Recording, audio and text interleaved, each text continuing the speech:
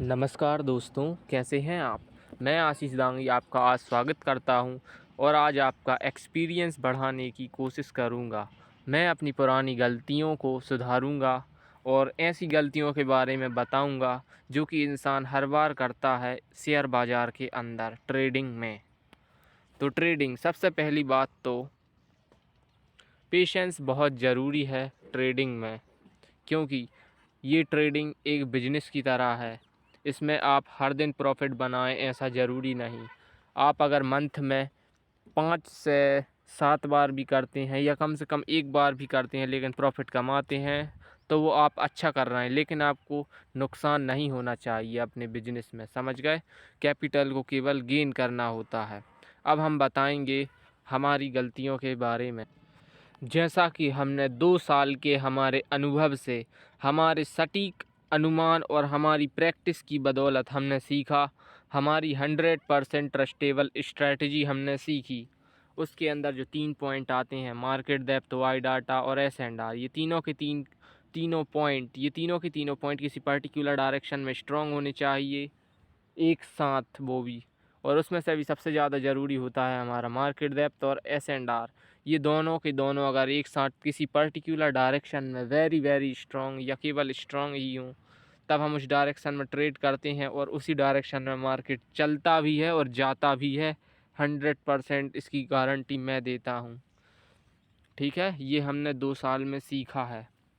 अब हम बात करते हैं गोल्डन टाइम क्या होता है। देखिए, जब ये हमारी 100% ट्रस्टेबल स्ट्रैटेजी है, मैंने बताया था आपको मार्केट डेप्थ, एस&आर और वाई डाटा, या कम से कम मार्केट डेप्थ या एस&आर, ये दोनों के दोनों किसी पर्टिकुलर डायरेक्शन में एक साथ स्ट्रॉन्ग हो तो उसी डायरेक्शन में मार्केट जाता है। ठीक है, लेकिन ये स्ट्रैटेजी मार्केट में हर टाइम मैच नहीं करती है। महीने में 7 दिन ही ऐसे आते हैं कि जब ये हमारी 100% ट्रस्टेबल स्ट्रैटेजी मैच करती है मार्केट से।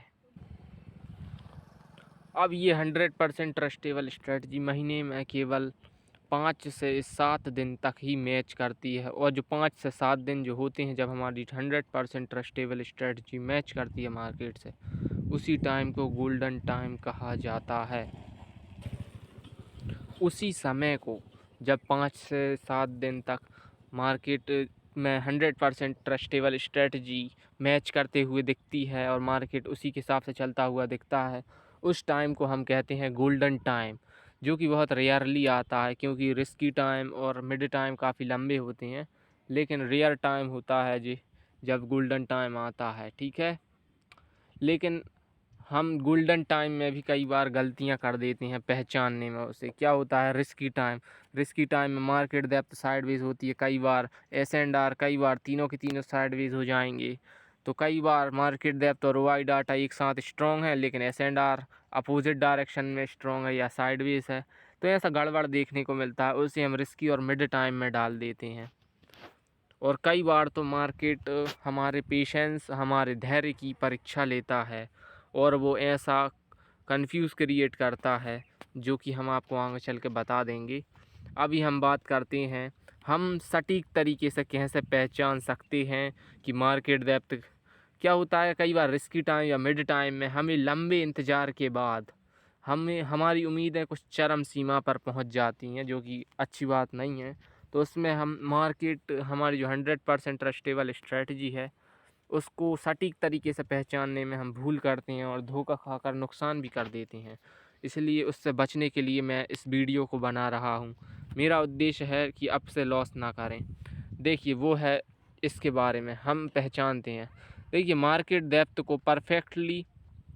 आइडेंटिफाई मार्केट डेप्थ को परफेक्टली आइडेंटिफाई करने के लिए कि किस डायरेक्शन में वो वेरी स्ट्रॉन्ग या स्ट्रॉन्ग है, किस डायरेक्शन में वो वीक है, इसके लिए हमें 8 वर्सेस 8 या 10 वर्सेस 10 ऑप्शंस को कंपेयर करना चाहिए। अपोजिट एक दूसरे के, है ना, कॉल और पुट, दो साइड होती हैं ऑप्शन चेन में। मैं दिखाता हूँ। देखिए, ऐसा होता है पुट साइड के ऑप्शंस और ये हैं कॉल साइड के ऑप्शंस। अब आपको जी जितने भी ऑप्शन दिख रहे हैं पुट साइड के जी हैं, लेकिन केवल इन द मनी इसको कहते हैं, जो कि अभी इन द मनी प्राइस में है, और कॉल साइड के इस साइड की हैं इन द मनी में, और ये आउट द मनी, ये चेक नहीं करना, ये बेकार ऑप्शंस होते हैं। तो हमें केवल ये इन द मनी वाले ऑप्शंस पे ही नज़र रखनी और इनको ही कंपेयर करना है, ठीक है। तो पुट साइड की इस साइड जो मैंने बताया आपको, इस डायरेक्शन के इधर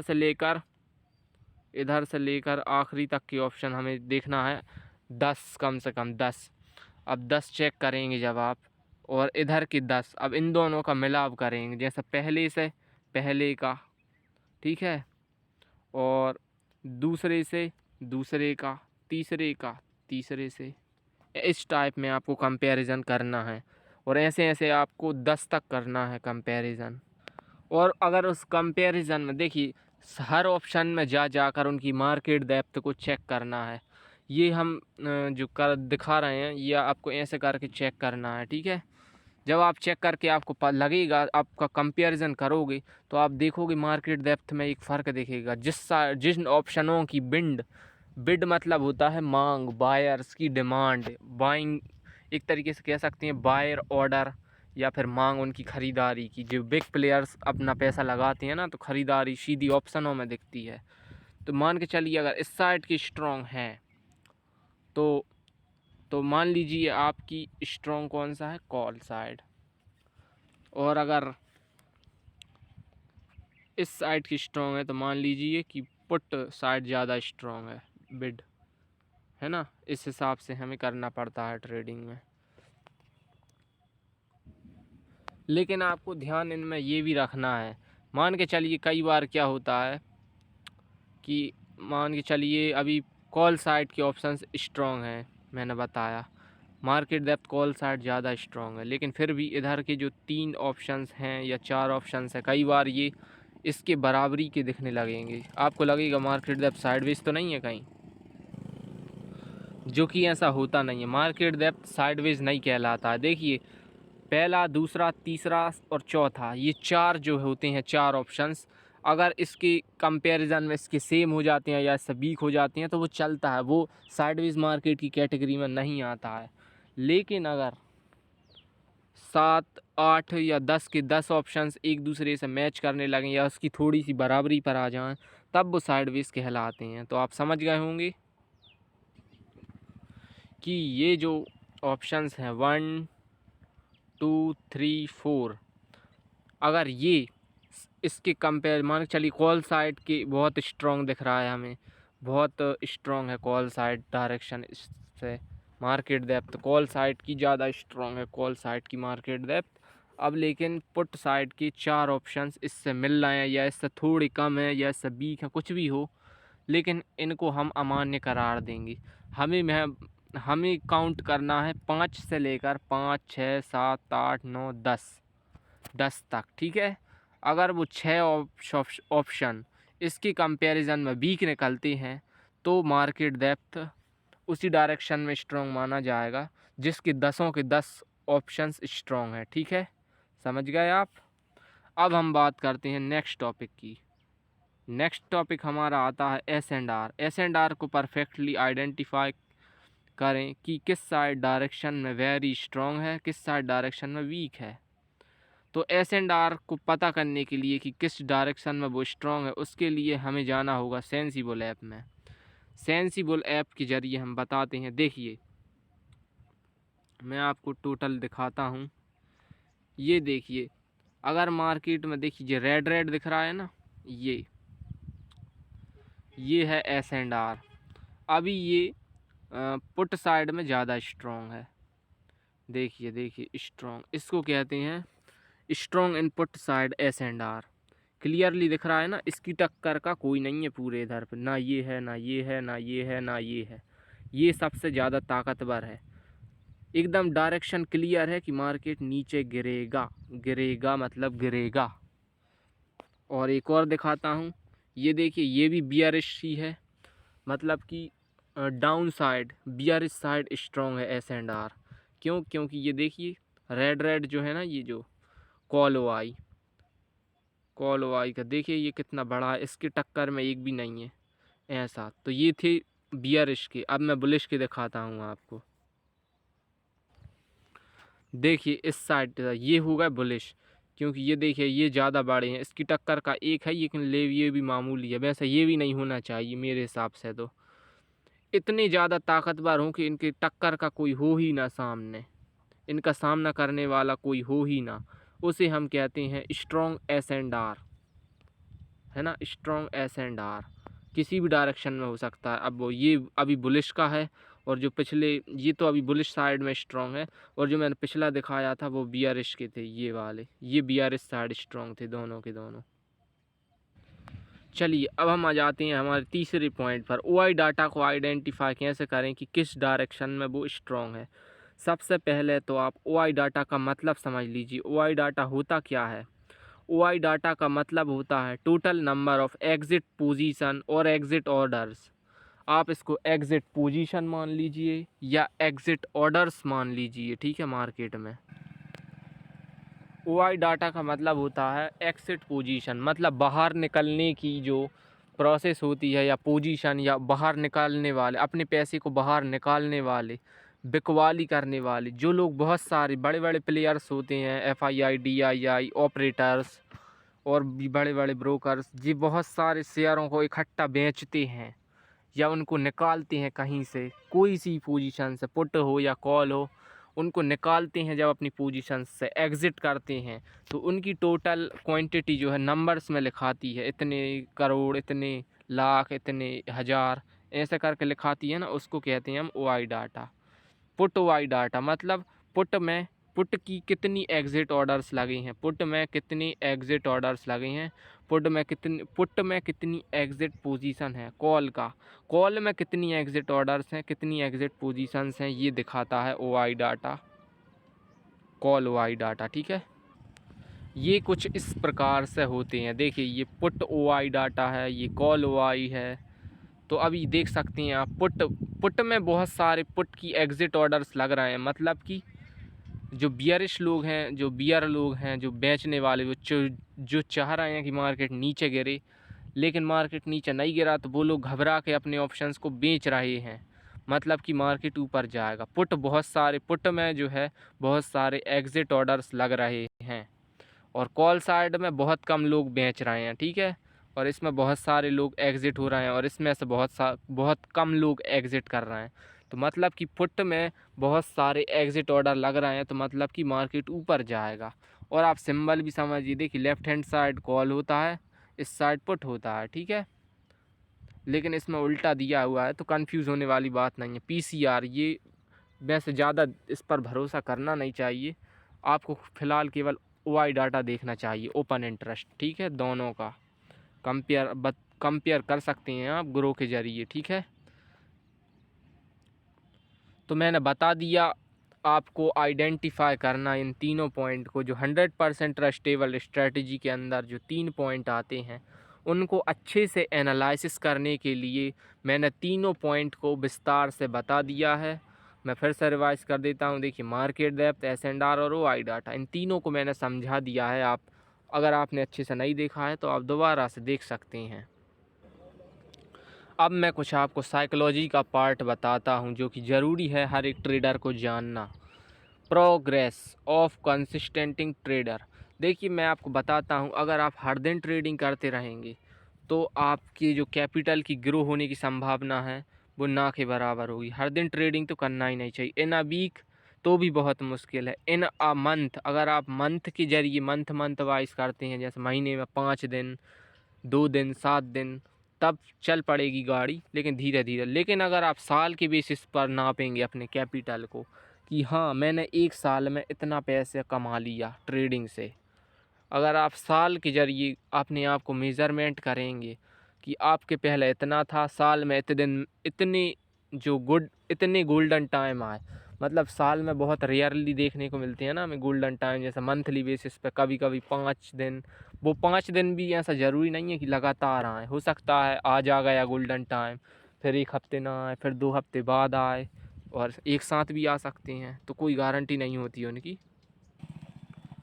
लेकिन जब गोल्डन टाइम आता है तो हमें पता चल जाता है, गोल्डन टाइम आता है तब हमें पता चल जाता है, तो हम केवल उन गोल्डन टाइम्स में ही ट्रेडिंग करेंगे और उनमें भी काफ़ी संभल कर, है ना, हड़बड़ी में कहीं पर भी पैसा नहीं लगाना है। जैसे गोल्डन टाइम आता है तो कई बार हम बेताब होते हैं, अरे यार चला ना जाए, नहीं फिर बैठे रहेंगे, इसलिए आज ही एक ही दिन में सब कुछ कमा लें। ये गलती भूल कर भी नहीं करनी है। आप धीरे धीरे करिए, अपने कैपिटल को धीरे धीरे बढ़ाते चलिए। एक समय आएगा आप अच्छा कैपिटल बना लेंगे 1 साल के अंदर। तो हमें तो हमारे साल के दिनों में ही, मैं तो अपना कैपिटल जो है एक बिजनेस मानता हूँ ट्रेडिंग को, तो मैं अपने कैपिटल को साल के ज़रिए मेजर करूँगा कि 1 साल में मैंने 4 गुना कर लिया या नहीं कर पाया, उस बेसिस पर। समझ गए? ट्रेडिंग को जो लोग हर दिन करते हैं वो लोग ज़्यादातर 100% केसेस में नाकामयाब होते हैं ट्रेडिंग में। ट्रेडिंग में सफल वही व्यक्ति हो सकते हैं जो मेरे जैसा चले। मैं अपने आप को अभिमानी नहीं बता रहा हूँ, मैं एक सही बात बता रहा हूँ कि आप मेरे जैसे चलिए। मेरे जैसे मतलब मैं बात कर रहा हूँ आशीष दांगी की, जो एक अच्छा व्यक्ति है, जो कि 1 महीने में केवल 5 दिन ही ट्रेडिंग करता है, अगर वो भी गोल्डन टाइम हो तब। और वो गोल्डन टाइम में भी ज़्यादा लालच नहीं करता है, वो फोकस करता है अपने कैपिटल को गेन करने में, है ना। तो हमें वैसा ही बनना है, हमें पेशेंस रखना होगा। और ट्रेडिंग के अलावा भी बहुत काम होते हैं, तो जब रिस्की या मिड टाइम आए तो ट्रेडिंग को तो भूल कर भी ना करें, एकदम एवॉइड करें, इग्नोर करें, मार्केट को भूल जाएं, सोचें भी ना। और उस टाइम में ना तो कोई मूवीज़ देखें ऐसी रिच वगैरह की, ना इंस्टाग्राम पे रील देखें अच्छी अच्छी कार, लग्जरी वॉच, ऐसी अमीरों वाली चीज़ें ना देखें पैसे से रिलेटेड, तो आपका सब्र और भी मजबूत हो जाएगा। आप उसकी जगह अच्छी मूवीज़ देखें जो आपको वर्क करना सिखाएं, अच्छी अच्छी चीज़ें डेवलप, लर्निंग स्किल्स सिखाएं नई नई। और ये मेडिटेशन आप ज़रूर करें डेली। और आप हर दिन नहाना भी शुरू कर दें। आप सुबह 4 बजे डेली उठा करें, ठीक है। आपको आंख बंद कर कर ये मेडिटेशन करना है। ये जो पीले अक्षर में लिखा है इसको बार बार दोहराना होगा। इसको दोहराना है मंत्र को आपको आंख बंद कर कर। आपको हर दिन मांगना है ये ब्रह्मांड से। मेडिटेशन ही है ये भी एक प्रकार की, और दूसरे विचार को मन के अंदर ना आने दें। ये मेडिटेशन काफ़ी पावरफुल है। हाँ, तो अब मैं बात कर रहा था अपने कुछ ज़रूरी कामों की, तो मैं आपको दिखाता हूँ। चलिए, ज़रूरी काम और क्या कर सकते हैं आप ट्रेडिंग के अलावा। हाँ, आप ट्रेडिंग के अलावा कर सकते हैं स्टडी, पूजा पाठ, भजन, मेडिटेशन, मूवीज़ देख सकते हैं, कम्युनिकेशन स्किल अच्छी कर सकते हैं, speech practice skill, learning, book reading, memorisation, imagination, musical, muscle gain, fat loss, diet, hair and looks पे फोकस कर सकते हैं। लर्निंग एंड अंडरस्टैंडिंग, किसी भी काम में परफेक्ट होना चाहते हो तो उसकी बार बार प्रैक्टिस करें। जागरूकता का अभ्यास, मैंने बोला ना, जागरूकता का अभ्यास करें ताकि आप हर समय होश में रहें, आप विचारों में ना खो रहें। राइटिंग इम्प्रूवमेंट, अपने गुड थॉट्स को लिखें। लर्निंग, ब्रेन कैपेसिटी को इंक्रीज़ करने के लिए कम से कम दिन में 2 बार मेडिटेशन करें। जब आप इन सब कामों में उलझे रहेंगे ना, तो आपको फालतू का सोचने का समय नहीं मिलेगा और आप पूरे दिन व्यस्त रहेंगे। और व्यस्त इंसान सबसे ज़्यादा खुश होता है, क्योंकि उसे फालतू का सोचने का मौका ही नहीं मिलता और वो व्यस्त रहता है। उसका समय भी जल्दी कट जाता है, समय जल्दी जल्दी निकलता है फिर उसका, है ना। फिर हम बात करते हैं meditation, push up, focus, study, yoga, running, swimming, speech, imagination, ETC। जो बहुत सारे काम हैं जो मैंने बताए हैं आपको, उनमें से भी यही हैं सबसे ज़्यादा ज़रूरी। Meditation, push up, focus, study, running, swimming, speech, good voice, imagination, learning, busy, writing, workout, business, ETC। लेकिन आपको धैर्य के साथ और पूरे होश में ही ट्रेडिंग को करना चाहिए। 11 बजे के बाद आपको 11 बजे से लेकर सुबह के 11 बजे से लेकर 11:10 तक आपको केवल एनालिसिस करना है, आइडेंटिफाई करना है, पूरी एक रिपोर्ट बनाकर डालना है इस प्रकार से, जिसमें कि market depth, Y data, SNR और फिर प्रिडिक्शन के बारे में भी कुछ, और तारीख सहित। और ये भी डालना है किसकी एक्सपायरी है। हाँ, और मैं एक बात और बताना भूल गया, हमें केवल एक्सपायरी के दिन ही ट्रेडिंग करनी चाहिए किसी भी इंडेक्स में। उस टाइम पर हमें मार्केट डेप्थ को अच्छी चलती हैं तो प्रिडिक्ट करने में आसानी होती है। मैं फिर से दोहरा रहा हूँ, एक्सपायरी इंडेक्स, जो एक्सपायरी का दिन होता है, हमें केवल उसी दिन ट्रेडिंग करनी चाहिए एक्सपायरी इंडेक्स में। अब चाहे वो Nifty, bank Nifty, Nifty mid cap, किसी का भी हो, लेकिन एक्सपायरी के दिन ही करें ट्रेडिंग। उसमें मार्केट में वॉलेटिलिटी ज़्यादा होती है, बाइंग ऑर्डर, सेलिंग ऑर्डर आसानी से देख सकते हैं हम, और बिग प्लेयर्स भी उस दिन बड़ा मूव दिखाते हैं। हमें केवल एक्सपायरी के दिन ही ट्रेडिंग करनी चाहिए, तभी हमारी 100% ट्रस्टेबल स्ट्रेटजी आसानी से काम करती है।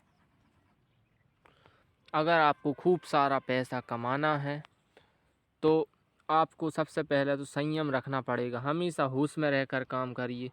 कभी भी आप वो ना करिए कि कभी कभी बहुत टाइम हो गया ट्रेडिंग नहीं की, तो आपका दिमाग कहने लगता है कि मार्केट डेप्थ उस टाइम पर, किसी टाइम पर स्ट्रॉन्ग नहीं होती है, या फिर हमारी 100% ट्रस्टेबल स्ट्रेटजी पूरी तरीके से मैच नहीं करती है किसी दिन। तब भी क्योंकि बहुत टाइम से हमने ट्रेडिंग नहीं की है, इसलिए हमारा जो दिमाग है ना, उसे भ्रम होने लगता है कि नहीं आज मैच कर रही है हमारी स्ट्रेटजी, थोड़ी तो मैच कर रही है, तो हमें नहीं करना है भाई उस टाइम पर ट्रेडिंग।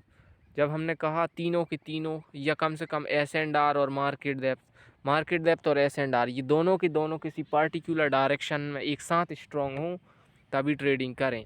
वही तो आता है गोल्डन टाइम। गोल्डन टाइम को अच्छे से पहचानें, कभी भ्रम में आकर ट्रेडिंग ना करें कि बस एस&आर और वाई डाटा दोनों को देख लिया किसी पर्टिकुलर डायरेक्शन में स्ट्रॉन्ग, तो ट्रेडिंग करने चले हैं भाई साहब। ये गलती ना करें।